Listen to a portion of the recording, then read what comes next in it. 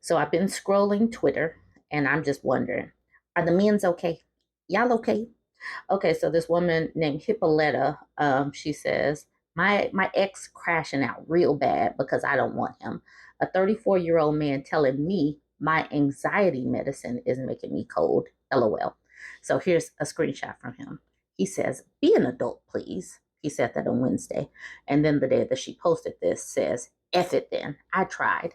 I really do care a lot about you because I see so much more in you than what you present. And I'm trying hard to continue seeing you like that. But you suck. And you're too okay with that. You've done nothing to prove what I thought about you when we met. Selfish and self centered. Only care about yourself and them cats. Never even thought to prove me wrong. And them pills only making it worse. But still, I'm willing to be patient and love you through your coldness, strict bitchiness, um, anxiety, and depression. He's willing to love her through all of that. But that's not enough. You want everything and give nothing. Fine. Good luck in your relationships that you'll never learn anything from. You've done no internal work for them to be any different. 29 and childish. Love you though. Men and the issues that they have with cats is so telling. And then that passive aggressive, after all of that, love you though. And he gives that little kissy face. This man is not okay. This woman, Hippolyta, or a girl named Bree, has moved on. She is fine. She is working through herself. She has a cat that she's cuddling with. She's trying to improve herself through her medicine or whatnot. And she is just not sitting that well with this 34-year-old. And why would this 34-year-old want to make someone who's childish and cold and all of that not? Why would he want to even be with her? Okay, so Dystopia 101 says, never take this man back. Free yourself forever. She says, oh, we are done. And Raya is like, now why are the cats in it? And she says, apparently, I'm sorry, because I treat them too well, apparently. And Lisa Turtle says, him referencing your medication is such nasty, dirty work. He's a rep. S says, cats looking like, now why am I in it? Leah says, that kissy face love you though. Boy, if you don't go somewhere. And then Ask Aubrey posted this a couple of days ago. This man is divorcing his wife because she is breastfeeding their child. Let's look at these wild screenshots. This is literally unhinged. This is David, and David is unhinged. He's like, you've been breastfeeding. You know how I effing feel about that? She's like, what time are you coming back? He says, I don't know if I am. She's like, why? Why are you mad at me? And he's like, yes. She's like, what did I do? It's just the breastfeeding. That the feelings it gives me and how I finally understand that you don't truly respect me. She's like, I do respect you. I just thought we could compromise about the breastfeeding and talk about it. If you don't like seeing it, maybe I can just do it in a different room. He says, well, we didn't talk about it. You just did it. And it's not about seeing it. I know it's happening. I'm done. She's like, done? Let me know when you're being discharged and I'll be there. She's like, you're divorcing me.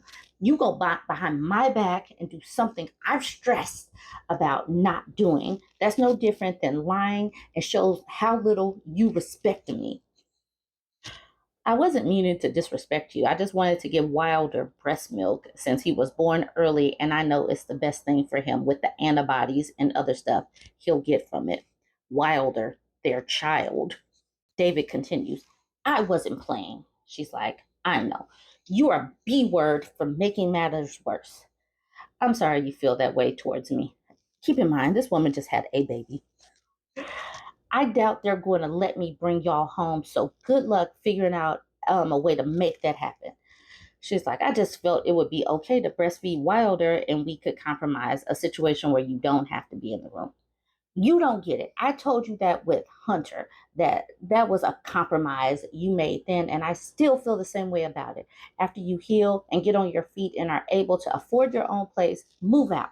Until then, no matter how long it takes, the bedroom is all yours. I'll set up air mattresses in Wilder's room tomorrow.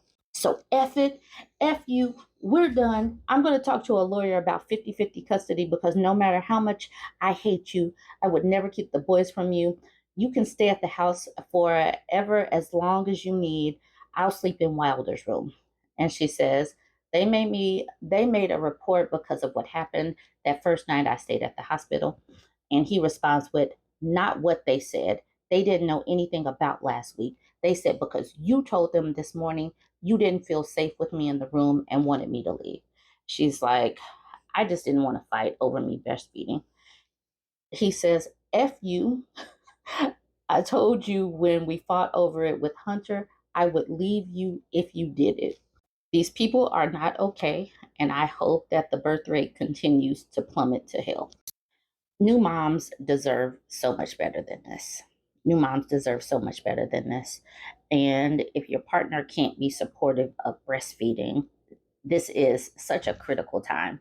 And this man is freaking out about his wife giving the best that she's doing the best that she can. She's doing the best that she can, that she knows how.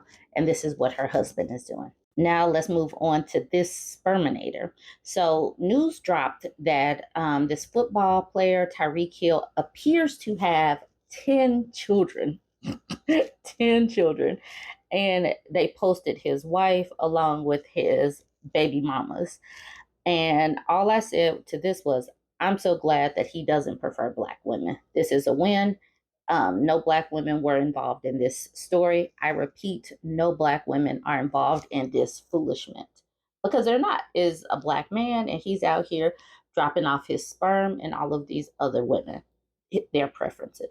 So then, unapologetic truth, it says truth right there, it still has to let us know that we still have the highest amount of single motherhood. And I'm like, who's the common denominator? Black men. I was like, anyway, the birth rate for Black women is dropping. It dropped more than 20K last year. And I hope the numbers drop to hell. Black women need to just shut our wombs for a while. So many of y'all don't deserve a lineage anyway. I'm glad the preference got you. And then Not for the Weak says, I mean, y'all become baby mamas too with non-Black men. Y'all are the problem. We're the problems. Even though this man has 10 children and 5 baby moms. I'm sorry, 1 wife, 4 baby mothers. And then I had to reiterate, no Black women are involved in this story. This Black man is making his preferences some single moms, and us Black women can't claim any responsibility for this.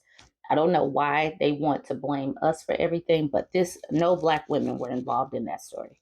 And then finally, this woman, Miranda, says, earlier I posted about the US birth rate dropping to 1.62 and outlined the reasons why being a parent and giving birth is dangerous for women in the US. Then misogynists came rushing in to show everyone exactly why women are not interested in having children and why the 4B movement is increasingly appealing to women. Let's look at some of these comments. The Scarlet Pimpernel says, in the countries with all those things you want, the birth rate is even lower, so that's not it. You just don't want to do your job. Our job is to just have babies. That's it. Mr. Sunshine, seems to me it's this spoiled, narcissistic generation coming up. Don't you will be the ones to pay. Oh, don't you know, probably. You'll be the ones to pay when there's no one behind you to pay your Social Security. So just keep birthing people to make money. McIdiot says, let's let civilization collapse because our feminist leaders, corporate masters told us. There, I fixed it for you. C. Mark says, how can women be this dumb is far beyond a shake in my head. Lady, you can no longer say the word no and have that word respected and the space it represents protected. You are blue vote, erased yourself as a woman.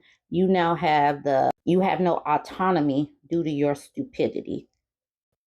Michael says, of course you don't say about the economy or housing. It's all whiny women stuff. Things you wouldn't need if feminism hadn't driven the economy into the effing dirt. Great job, ladies. You effing suck at everything. And then Jim says, women should never have been even considered to be equal. And I could not be more serious. Most have no idea that it's women's attitude about some abortion and how they vote that is causing every effing issue we have because they vote for this. And William says, women do, in fact, owe society babies. Y'all get to it. In fact, this man, Michael, let us know that women were just walking baby ovens. If this doesn't make women want to go off and have some kids, I don't know what will. He says all women have children and all women should have children, probably. Every single one of you. That's your only reason for existing.